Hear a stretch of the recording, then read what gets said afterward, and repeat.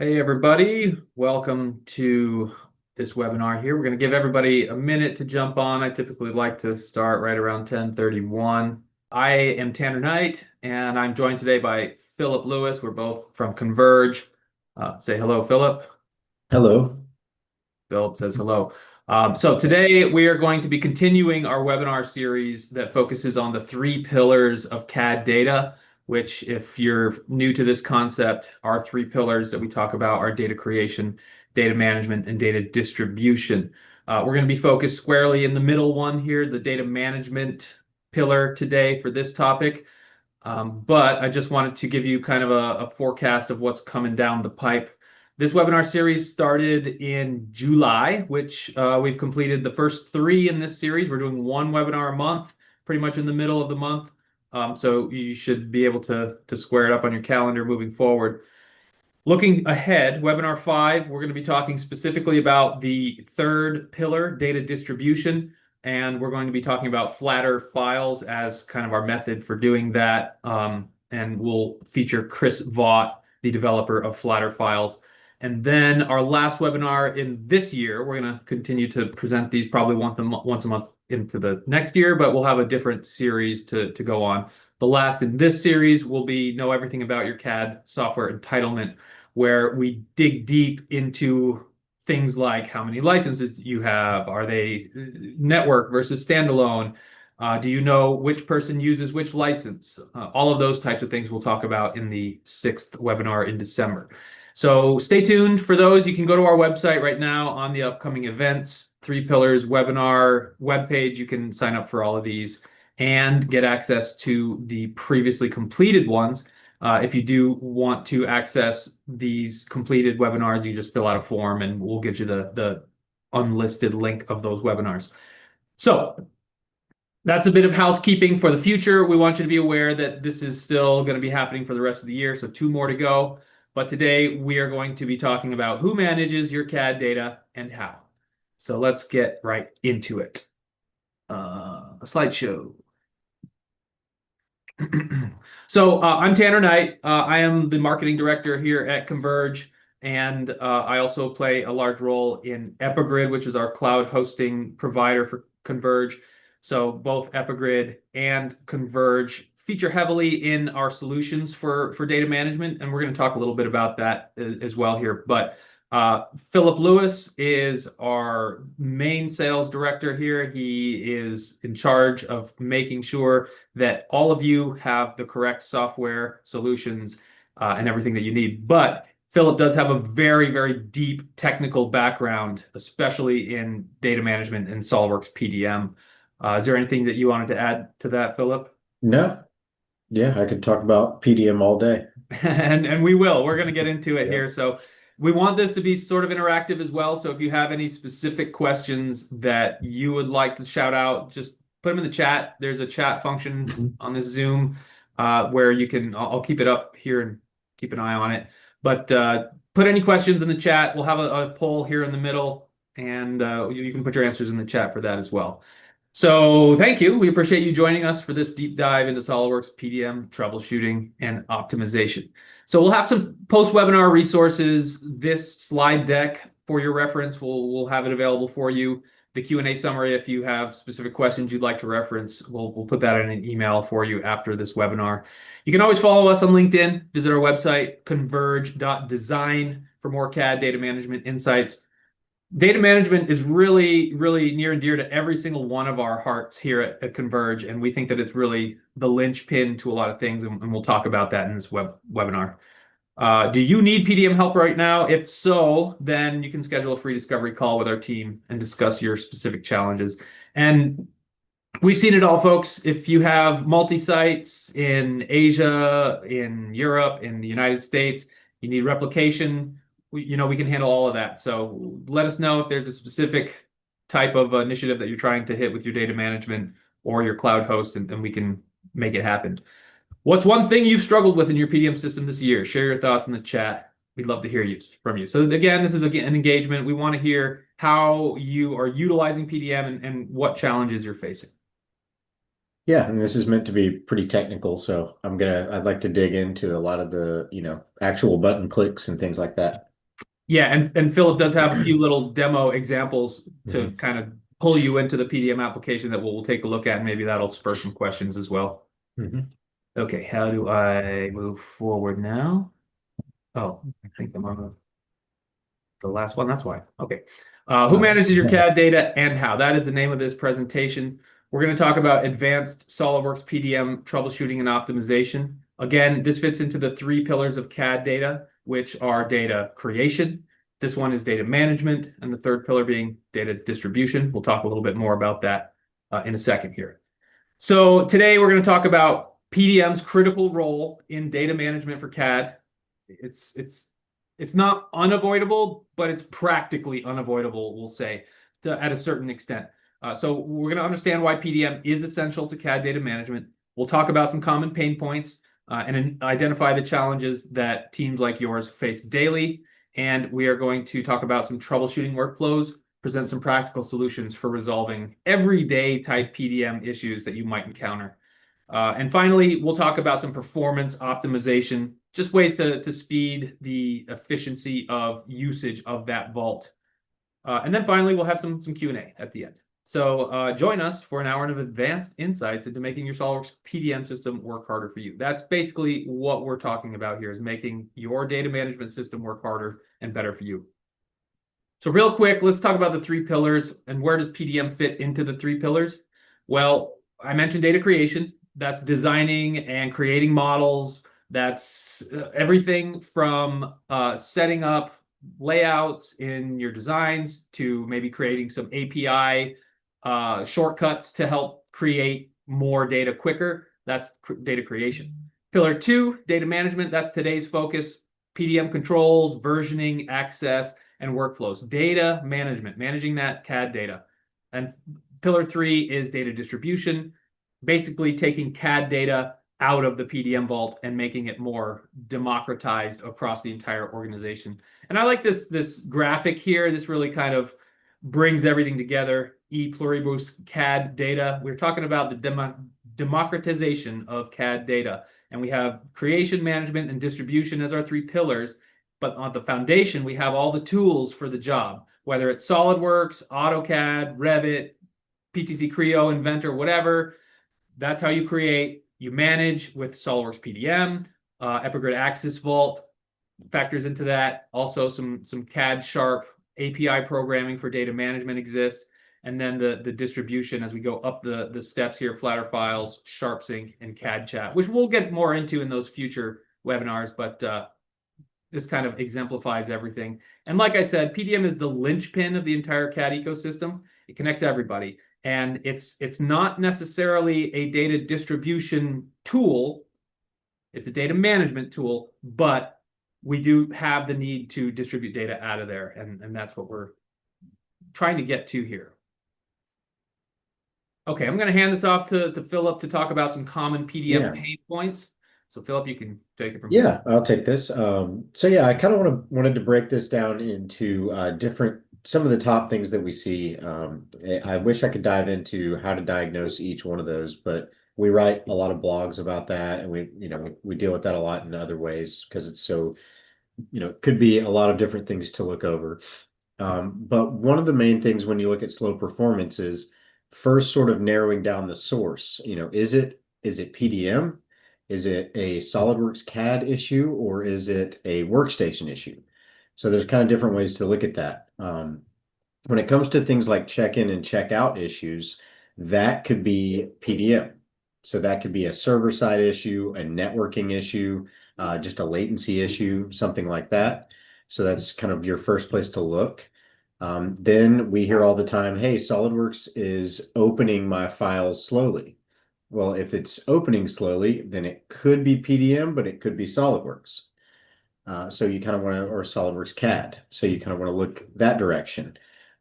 Then we could hear something like saving files. So those are kind of the top three that I wanted to touch on. But if it's saving that is causing the slow performance, then it could actually be PDM, but it could be the workstation as well. So you might have to look into your specific workstation. So those are kind of your three places to look usually and to start. And there's all kinds of different ways to diagnose each one of those once you get there. You could also look at your workflows. So are your workflows too complex? Are you trying to do too much within a specific, a specific transition in a workflow? So maybe there's a whole bunch of dispatch or actions that are happening in there that could slow things down, and maybe you want to back that off a little bit and try to do those in a more methodical way or step by step. Maybe you have too many tasks running where it's creating a bunch of different file types and you want to break that out a little bit. So there's a couple different ways to look at that. Yeah, does that kind of cover that part, Tanner, a little bit? Do you want to Yeah, go to the permissions? permissions issues is one that we see quite a bit as well. This is Yeah. everything from PDM permissions to SolidWorks SNL, if you have Yeah. a network license permission Hmm. issue.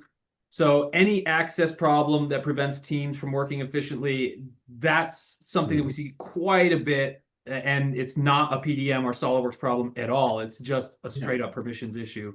Yeah, and I wanted to take the screen for a second and show you just three permissions issues that I see occasionally there when it comes to that. So this will be a first little show and tell here, but if I share my screen, you should see a PDM vault that I have here. If you're new to PDM, this is what the local view of a PDM vault would look like.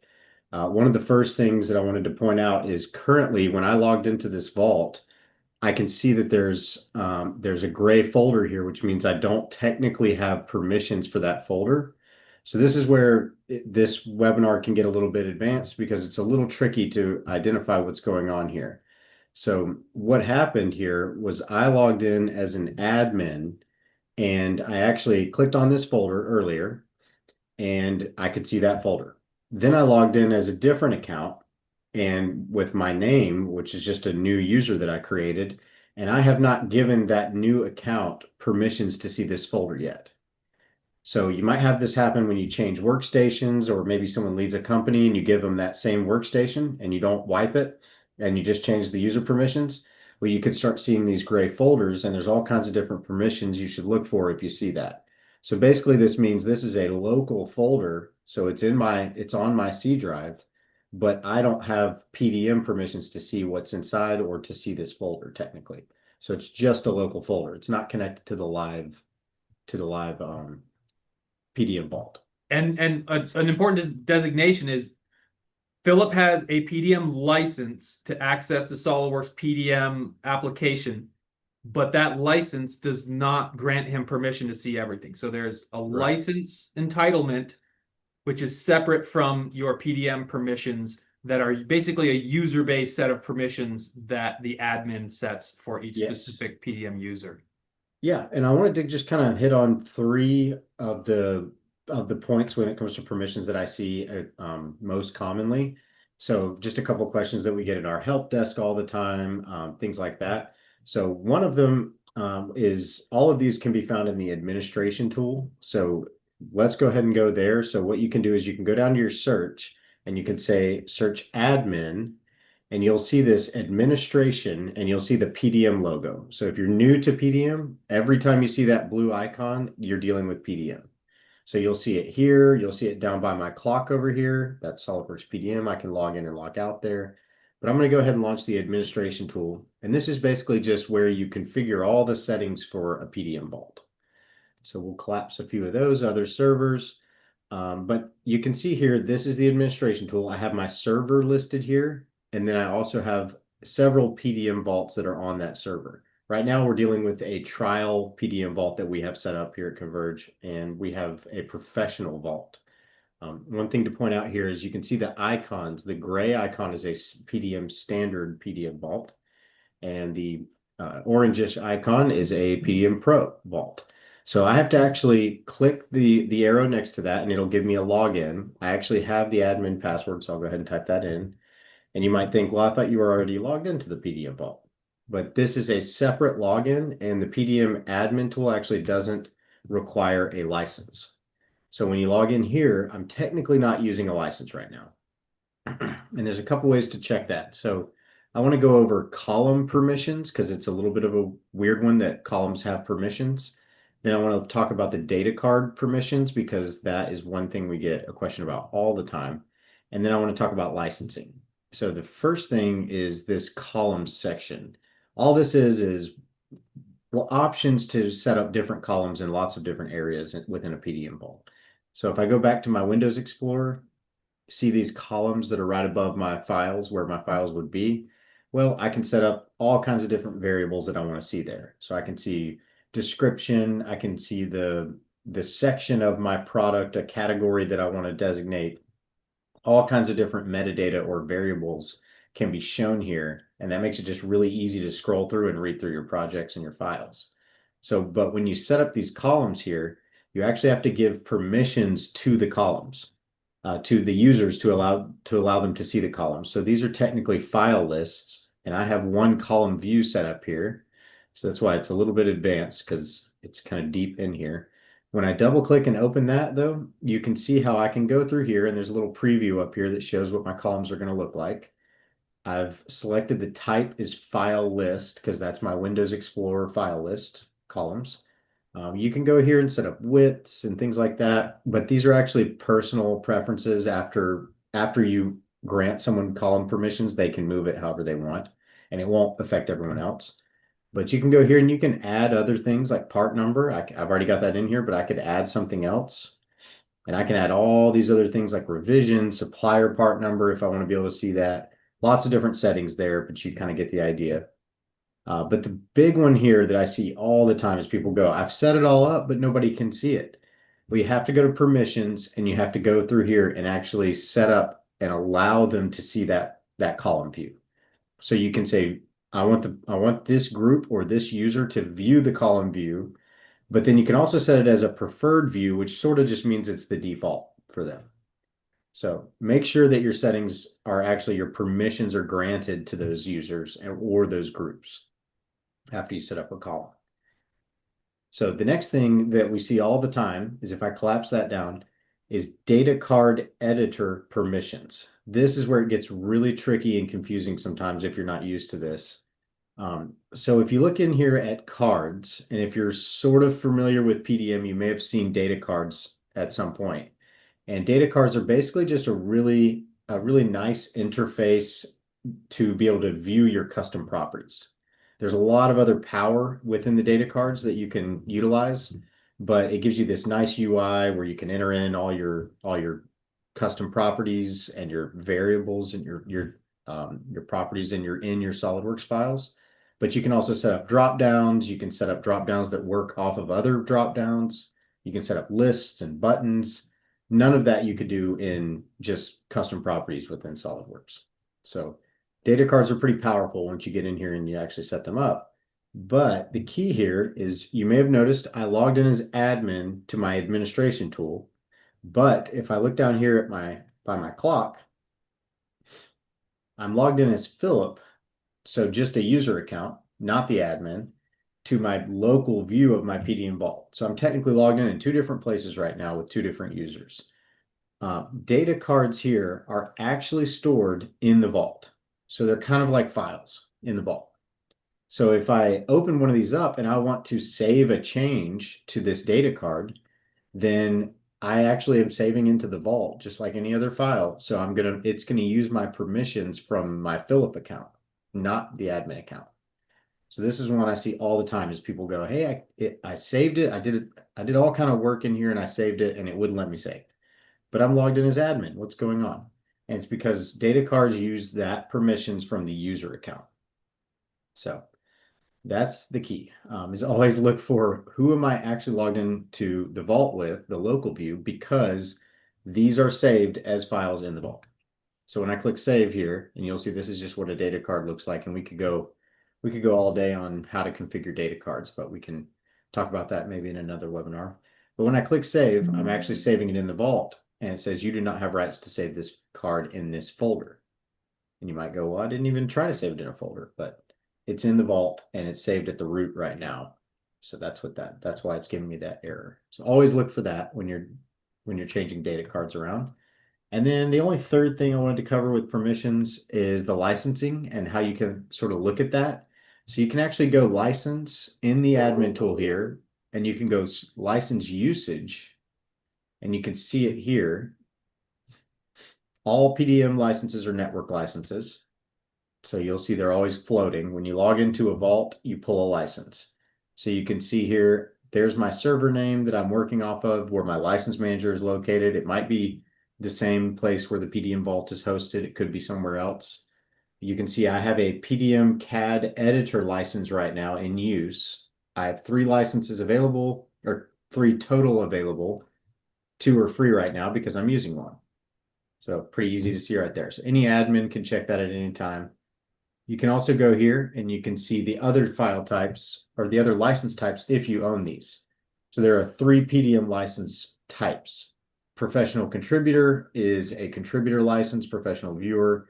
Those come in 5 packs, and that's a viewer license.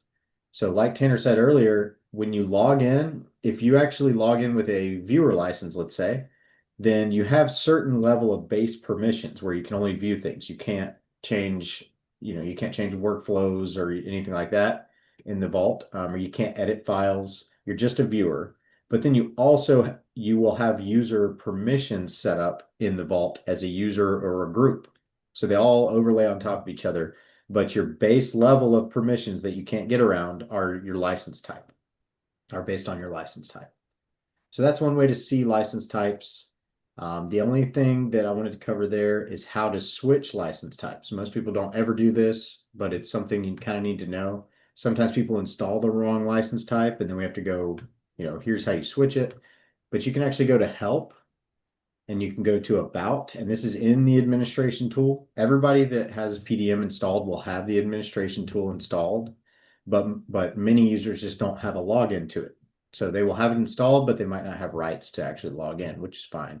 But you don't have to log in here to do this. If you open your help and then about section, it'll tell you your version, which is nice too. Always something to check. And then you can go client type, and I can switch my client type. So if I clicked on viewer and clicked OK and then restarted my computer, next time I log into the local view, I would have a viewer license, and you would see my name would pull a viewer license. So that's how you change that license type right there.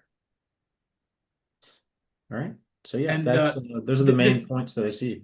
this is different from the SNL manager. If you do have a network license that is managed through an SNL manager, which they all are, then that will show you your PDM licenses entitlement as well. Exactly. This Yep. is different than that though, so don't confuse the two. This one only shows you PDM entitlement and narrows it down to that.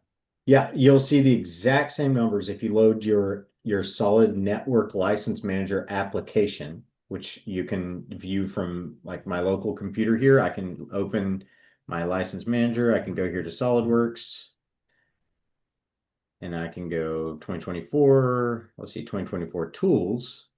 And that right there, my solid network license manager client is going to show me this exact same floating pool of licenses, but it's going to show me all my CAD licenses as well. So you can see all those just like this. So that's kind of everything I wanted to cover in permissions. Do you have anything to add to that, Tanner? No, I think that's pretty good. So let me share my screen again and Yeah, I'll share the sounds good. presentation. Those are some of the tricky permissions that we run into. Okay, one second. Okay, and the last point on here, admin backlog. This is just a point. Very often, the IT or engineering support who's tasked with the IT admin of the CAD infrastructure, they just have a backlog of stuff that needs to be handled, and dealing with user permissions may not be primary on that list. So it's one of those things that it depends on organization to organization, but very often we see that. So poll question: what is your specific biggest ongoing PDM challenge? Share your experience in the chat. So Comment if you hopefully have folks have one. PDM and can speak to that. But that's our poll question. What's your biggest ongoing PDM challenge? Share your experience. We'll talk about them Yeah. at the very end when we do our question and answer. So Yeah, go ahead. workflows, crashes, Whatever you want to performance, put in there, anything let like us know. that. Yep. And next slide. Go for it, Philip. Versioning errors. Okay. So I can do a little bit of show and tell on some of these, but versioning errors is a good one. So there's one thing that I wanted to point out and sort of talk through here, and when it comes to versioning errors, and yeah, actually, Tanner, could I share my screen? I just want to show a setting. This is a setting that we always have to. It's a very difficult thing to decide on when you first started implementing PDM. But basically, there's a setting in PDM that says when you have versions. So if you're checking in a file and you're saving it into the vault, the whole point of one of the main benefits of PDM is that multiple users can't edit a file at the same time. So what you do is you check out the file, and that means that you have ownership of the file. You're the one making changes to the file. So other users can open the file on their side and they can look at it, but it'll be read only. So you don't really get where you're stepping on each other's toes that way. But there's a setting in PDM that basically says when I open the file, do I want to automatically see the latest version of the file? And so that might seem a little strange at first, like, yes, of course, I want to see the latest changes. But when you start dealing with revisions and let's say you have a revision B assembly, and the assembly's at revision B, well, you don't necessarily want to open that file, that revision B assembly, and see all the latest versions of all the parts underneath those files. So that revision B assembly needs to look like it looked like when the person saved revision B or released revision B of an assembly. So that's a little bit hard to describe. But there's a setting, and let me see if I can find it real quick. So the idea here is when I when I actually go to my permissions here and I look at settings, you'll see something called reference dialog. And this is a version question here that we get all the time. Some of these settings here, so auto select reference files to get latest version when checking out. That just means when I'm going to check out a file, I want to check out the latest version. That makes a lot of sense. Always work with latest version of files. This is the big one here. So this means when I open a file in SolidWorks CAD, is it going to show me the latest version of all those files? And that can be fine normally, but you just need to understand what's happening there. So if Tanner checks out and makes a change and changes the version on a part, and then I open an assembly that has that part in it, then technically I will see that latest change that Tanner made if I have this box checked. So I'll see it in SolidWorks, but that doesn't necessarily mean that I've updated and saved that assembly. And if you think about it sort of like real time, like it would work on a shop floor or something like that, it can get a little bit tricky there because I might open a revision B assembly and I want to be able to make all those parts. But when you look in SolidWorks, you'll see different versions in the PDM add-in.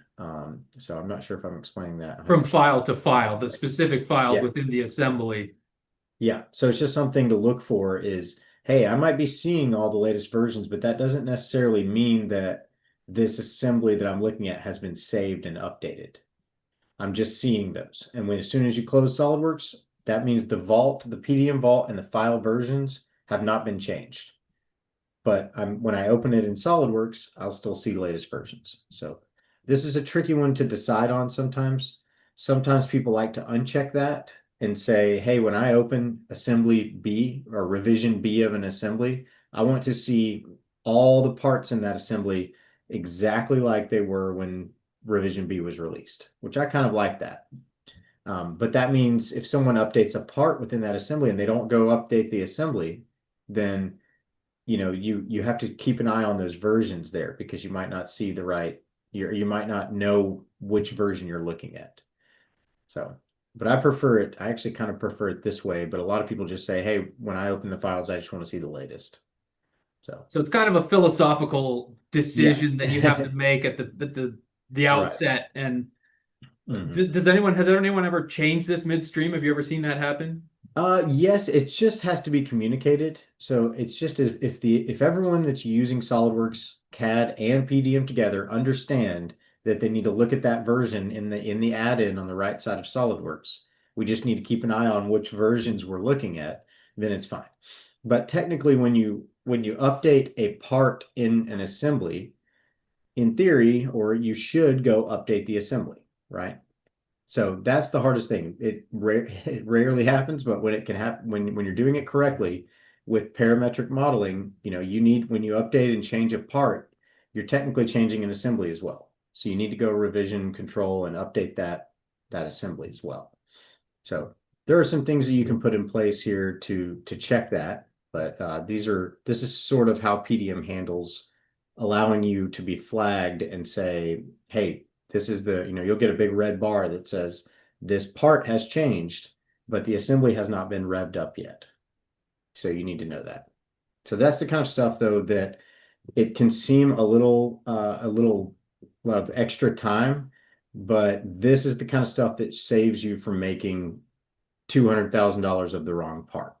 This is what PDM is built for, is to flag scenarios where you might actually make the wrong part and waste a lot of money on parts that you shouldn't have made and revisions that you shouldn't have made.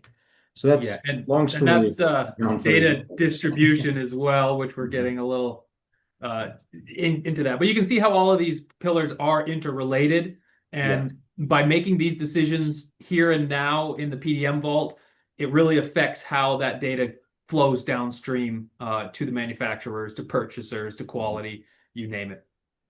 Yeah, and my goal here is really I'd like to just introduce you to different errors that you could see or mistakes, and then because we really need you can spend a lot of time on how to fix these. But once you know that it's there, come to us and we can help you easily fix it. But I won't be able to spend all the time here in this webinar showing you all the different ways to look and find ways Yeah, to. just know that that's something that we deal with quite a bit, Mhm. and we have some paths Yeah. to help you navigate that. Yeah, and missing references is a common one that we see as well. PDM's actually really good about this if you establish relationships between files initially. So a lot of people deal with missing references when they first move files into PDM or duplicate files. And there's lots of really quick and easy ways, like file find references. There's actually tools within PDM to update references. So once you fix them once, PDM tracks the moves or the renames, any of the changes you make to a file location or a folder name. PDM tracks that and it automatically updates it, all the other files. So we love PDM for that reason right there, where when people are working outside of PDM on a network drive or something like that, every time someone moves a file or updates a name, you can break references.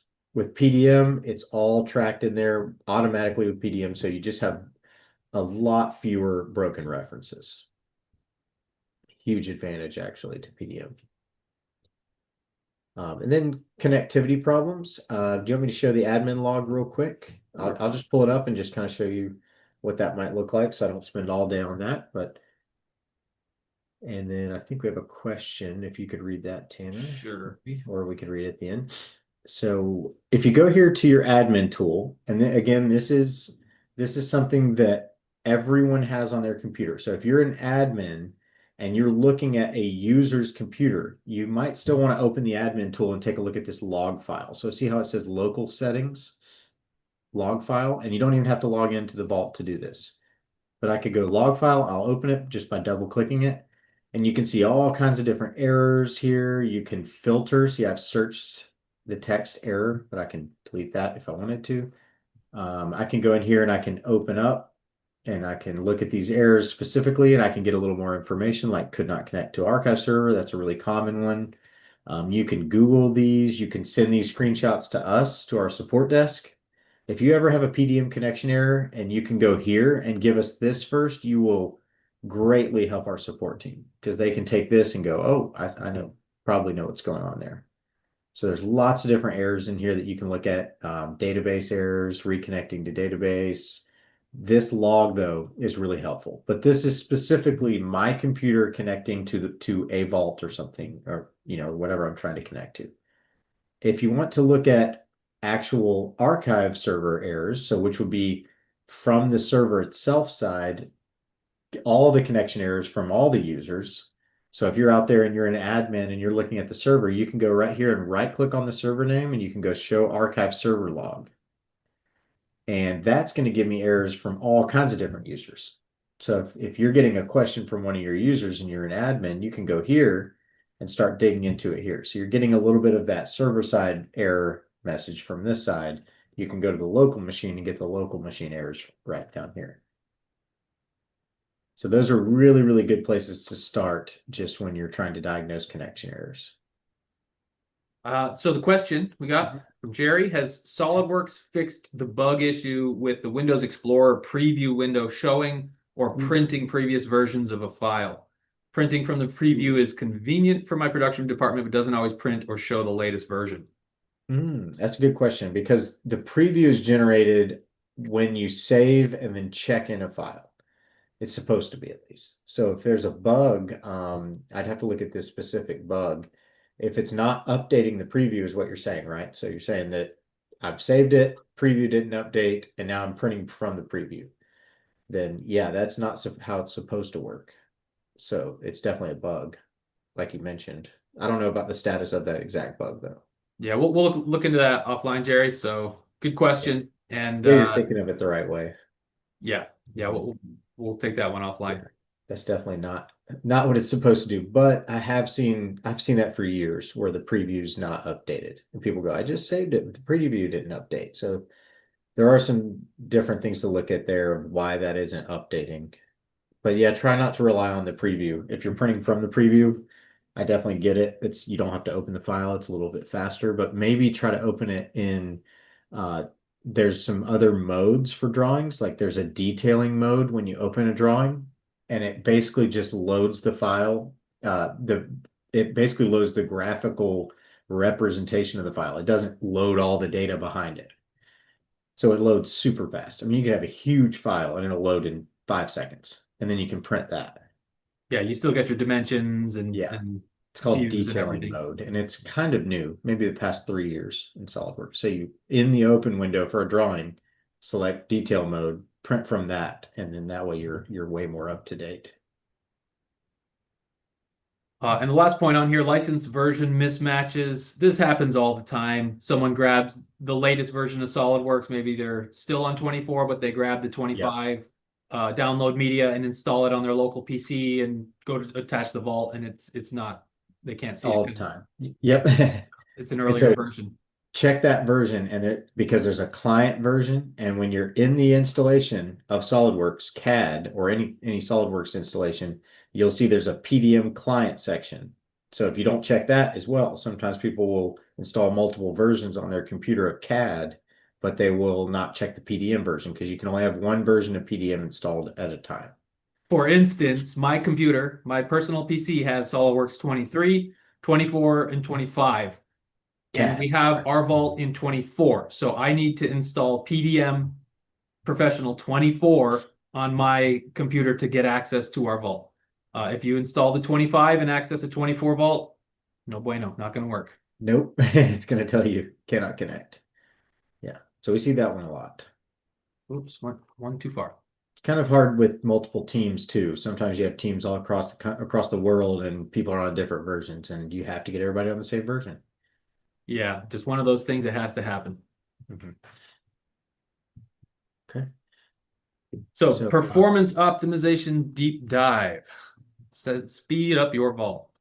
yeah, so I wanted to cover a couple things here. When it comes to organizing your projects, I know we have about 20 minutes here, but when it comes to organizing your folders, there are some limitations. Some of this are things you can look up, and it can work other ways. But I've always heard 1,000 to 2,000, 1,000 to 2,000 files in a Windows folder is sort of where Windows starts to get a little, a little slower. So I've seen all the time where some people like to have a lot of subfolders, which means you get really long file paths. And then some people like to have two folders in their vault with hundreds of thousands of files. So if you have over 2,000 files in a folder, you'll see when you click on that folder, it'll take a while to load that list. You're just requiring Windows Explorer basically to load longer lists. So if you start to have it over 1,000 or two in a folder, it's probably time to break it down into a subfolder of some kind. Then you're browsing a little bit more, but you're not loading these huge lists every time. When it comes to archive servers, I kind of put some notes here, Tanner, about the disk. Maybe you could speak to that a little bit. Disk read write speeds, things like that are really important to look at. Yeah, so every computer and every server relies on hard drive storage for that actual storage of the data. On the client side, you typically will have a solid state hard drive these days, but maybe you'll have a spin drive that has, I don't know, 10,000 RPMs or something like that.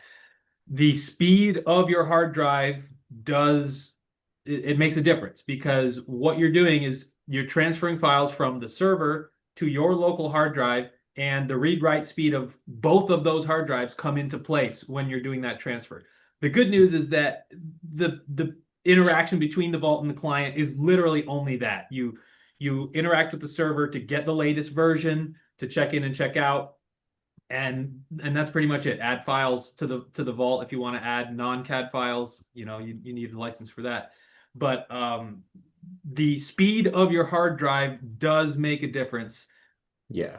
If you and we find this mostly to be a problem on the server side because PCs today come spec'd with solid state hard drives pretty much across the board. It's just the technology that is accepted. But for servers, there's still a very large presence of spin drives in servers Really? connected in the SAS array. And it's just kind of the way it's been for a long, long time, and it's hard to go away from that. It is Hmm. changing. You will find servers with solid state hard drives in them, and they are super snappy and really fast. But just know that read write speed on both of those hard drives does contribute to performance of the overall system. Yeah, and then after the hard drive, you got to look at things like the CPU on the server and the RAM. So Microsoft SQL, which is what all of the PDM vaults run off of, that can actually eat a lot of RAM as well. So you always want to monitor your server when it comes to the archive server performance section of this. We at Converge, when we host servers and we host PDM vaults, we monitor. We have a bunch of flags and triggers set up to be able to monitor those type of things. But you don't want to let SQL server eat all of the RAM on your server because it will. It'll just keep going and eating everything if you're not rebooting your servers, if you don't have a maintenance plan in place. It can run wild and it can really affect the performance. So Yeah, all remember that needs that's to be monitored. it's a Microsoft product, Yep. and It be eats up. wary of Microsoft products, Microsoft Windows, SQL, all of these things can be resource gobblers, I guess is the best way to put it. Yeah, it'll eat it all. So you definitely want to monitor that. It'll greatly affect the user side performance. So you'll go, what's going on? Why is it so slow? And you look in the 85% of the RAM usage on the servers being eaten by SQL, then there you go. It'll slow everything down. Then some vault settings. It doesn't affect things as much, is what I find, as the server resources and folder structures and things like that. But if you have just a whole bunch of stuff going on in your workflows, maybe some indexing options set up on each local workstation, then that can start to slow things down. And then workflow simplification, I guess this is performance, you could call it, but we see some very complicated spaghetti workflows sometimes, and half the states are not being used, or half the files in the vault are sitting in states that people haven't used in years. And of course, that can slow you down. So try to reduce redundant approval steps for sure. Yeah, so a couple just PDM do's and don'ts that I wanted to mention here that I kind of wrote down were things like clear naming conventions from day one. We would love to talk to everybody about naming conventions. We've got a lot of opinions here on that, and there's a couple different ways to look at it. There's multiple. I mean, I like multiple different naming schemes that people use. It just sort of depends on your products and what works best for your team. But a lot of people have opinions on those, but we can talk through those. But it's definitely something you want to try to nail down at the beginning if you can. Regular vault maintenance windows, that one's key because PDM runs off of a server environment, and servers need a lot of monitoring and a lot of maintenance. So definitely something to keep an eye on. training users on check-in, check-out procedures. We see this all the time too. One of the big things with our PDM vaults that we host are backups. And if you're not checking in your files, then you're not saving them on the server. You're not really utilizing a lot of the advantages of PDM, and then we can't back them up. So always, I mean, I have a lot of our customers that check in with their team on every Friday and say, did everybody check in all their files? Because we see probably every couple weeks somebody opens a ticket with us and says, so and so just left the company and we just noticed they had 10,000 files checked out. What do you then, and we wiped their computer already. Well, there's really no way to recover those versions. So good check-in, check-out procedures are key. And then documenting your workflow for future admins. That's kind of along the same lines as a lot of this is keeping control over how your files are being used. We have something called an ESPR, which is we call it an engineering systems and process review. So basically, we just come in and we document all of your workflows and how everything in your systems and in your company are working and interacting with your CAD data. So the more you can document that kind of stuff, the easier it is to train people when they come on as a new hire, the easier it is to hand off tasks or workloads from admin to admin or anybody like that. And then using data cards to capture critical metadata. Yeah, that's a big one. Use your properties. The more you use those properties, the less people have to type in and the less mistakes there are and the less wasted time you have on redundant activities. So we see people typing in the same stuff every day and it's like, well, we can completely automate that and just take out a whole hour of your day every day, get that hour back. So there's a lot of automation that can be done within PDM. Some of the don'ts, these are this is a really good list too, but yeah, don't give too many rights to too many users. You can start to lose track of things that way. Avoiding creating workflows with more than 5 states. I like that. You can, as long it sort of depends on the team, but you can definitely overcomplicate workflows like we talked about. Backup verification procedures. We've seen it so many times where people had a backup system in place, even very, very, well-known backup setups, and then something happens, ransomware or something like that, and they go, yeah, we have backups, and then they look and the backups are from 2020. The last time somebody backed up, or oh, it's been erroring out for the last 3 years and we didn't catch it. We've literally seen that multiple times a year with companies. So definitely check that because ransomware is very real. Do not ignore PDM admin tool warnings. Yeah, there's certain warnings that might not mean too much, but definitely it's good to scroll through those warnings occasionally and see what's going on, or you might be having some issues. And then non-CAD vault files in the vault. It can store Excel, all that kind of stuff. Sometimes people put video files in there, and it just sort of depends on your storage allocations and things like that. But PDM can handle other file types, but you just have to make some good decisions on that. Do you have anything else you want to add there, Tanner? Well, I like this. Simple, consistent processes beat complex automation every time. Don't Yeah, get us wrong. We love complex automation when it's necessary, but in most cases, people just want simplicity. Is work in progress, approved, very easily recognized states that are not ambiguous or overlapping. Keep it simple. yeah. I love to look at how do we actually release files without any systems, without computers? How would we do it in the field? How are we getting files from released within our team out to the shop, that kind of thing. And then you mimic that in the vault so that you have your checks and balances there and not overcomplicating it. Yeah, so naming conventions that work. We like project codes. Sometimes you can have with PDM, you can actually designate project folder. So you have project folders, and on that folder, you can actually enter in some metadata, and you can have that automatically be filled in with a date, a year, project number, and then every file you put in that folder can automatically, when it's created and checked into that folder, it will receive the metadata from the folder.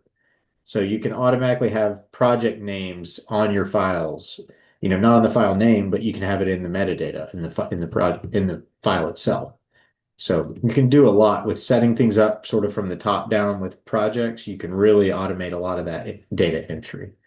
So there's things like that to you can talk through these types of naming schemes, and sometimes this one on the screen will work well. Sometimes we would change it a little bit. Whoops, didn't mean to do Yeah. that. I was highlighting that this is about as Mhm. long as it gets when you Yeah, I wouldn't incorporate go too much.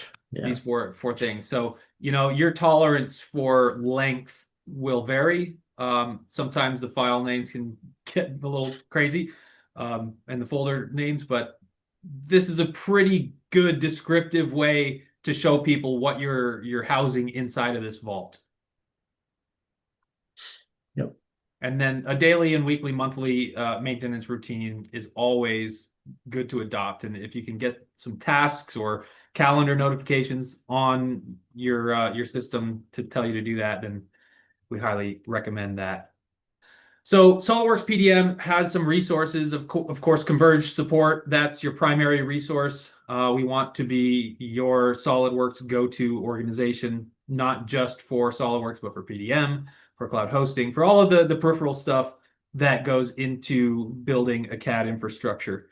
So you'll get managed CAD admin services available and ongoing assistance and optimization. We have a support tier above your standard SolidWorks support called MCAS, Managed CAD and Admin Support. And that service is a monthly type of like 2 hours a month, 4 hours a month, depending on what you need, where we can actually go in and be your CAD admin.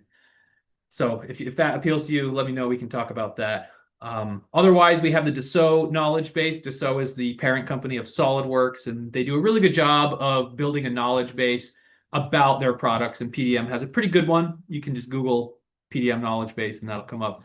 And then there's some training resources that we recommend. Solid Professor is one of the training resources that we advocate, and there's a lot of good PDM courses and internal guides to just get your team on the same page. So start with Converge. That's your basically your license support. The Dassault knowledge base is an expanded text-based knowledge base, and then if you want on-demand training in this regard, then Solid Professor can do that. Do not struggle alone. Leverage these resources to maximize your PDM investment and keep your Yeah, team. and the first 5 videos on Solid Professor are free, by the way. So I like to send people there to check it out because you can just watch a bunch of videos for free and kind of start learning. Yeah, and get an idea of what the platform will provide you. So I highly recommend that as well. Yeah. So our key takeaways, PDM requires constant tuning. This isn't a set it and forget it type system. And I hate to say that because that's what people want. Yeah, none of But them are. yeah, I don't know any that are. there's no such thing as a set it and forget it data management system, whether you're talking about PTC Windchill, Autodesk's solution online, whatever they do. They all require a certain amount of setup and interaction to keep it going. Regular optimization keeps performance high. The structure and training matter. The structure of the vault, meaning the folder structure, revision scheme, all of those decisions that go into making the structure, they matter. And then training your team. Obviously, you want to provide them with this kind of commensurate training, no matter who they are or what their role is. Logging is your friend, as Phillip showed you those 2 areas where you can log your client PC and the archive server, depending on your permissions, but the admin tool log does reveal patterns that help diagnose problems quickly. And the main takeaway, help is available. Don't suffer alone through this. We are the PDM folks here at Converge, and we've got as much experience as any organization in the country, at least in this application specifically in solving problems. And our cloud hosting solution is just another extension of solving that problem. A lot of people do not want to invest in a brand new server in their office. So you might as well put it in a data center and let someone else manage it. And that's where the EpiGrid component comes in. So we'll talk more about EpiGrid throughout the rest of these webinars, but I do want to mention it here is it is a critical component to our data management tools. And if you want to reduce your IT burden from having to maintain that server, then cloud hosting is really one of the best options. So we kind of started on this slide, but we'll finish here as well. We'll have some post-webinar resources You can connect with us on LinkedIn or our website. And if you do want to have a free discovery call, just know we're not a sales organization. We're not trying to sell you a problem here. We're trying to provide a solution to problems that you come to us with. So don't expect a typical sales engagement with us here at Converge. It's very solution oriented. And if we can find a solution that requires you to not pay a cent, we will. That's our preference. But very often it does require some investment of time, money, energy, both, all of the above. And we want you to kind of have good expectations with regards to deploying these systems. So let's see. What other questions do we have? That's the content of the webinar. Any other specific questions that anyone wanted to pose? I didn't get too much feedback as to what PDM challenges folks are placing in the poll, so maybe people are not struggling with these things and it's a bit of a known commodity. But the thing with the PDM application is it's been around for a long, long time. It used to exist as Enterprise PDM, and then it kind of consolidated under the SolidWorks branding 5 or 6 years ago to be PDM Professional and PDM Standard. And it's just a really great product that we find solves a lot of problems. It creates a lot of problems as well, but we have solutions for those. So we want you to understand kind of where to go and where you can go wrong, and then how to then correct the ship if that's the case. Yeah. So any more questions? Last call. Yeah, email or call either of us with questions. Yeah, I typically leave my contact information on this last page, but I must have forgotten it. You can email me directly, tanner.knight@converge.design. If you have any specific questions. Philip's email is very similar, philip.lewis@converge.design, first last name for us here. So feel free to send us an email with any specific questions. And Jerry, I'll get you a better answer about the bug printing from the preview, because I wasn't entirely aware of that. All right. Well, thank you for your time, folks. We really appreciate it. We know that taking an hour out of your day is not always easy, but we really appreciate it, and hopefully you got something out of this, and we want you to better manage your CAD data. So thank you, and we will see you on the next one.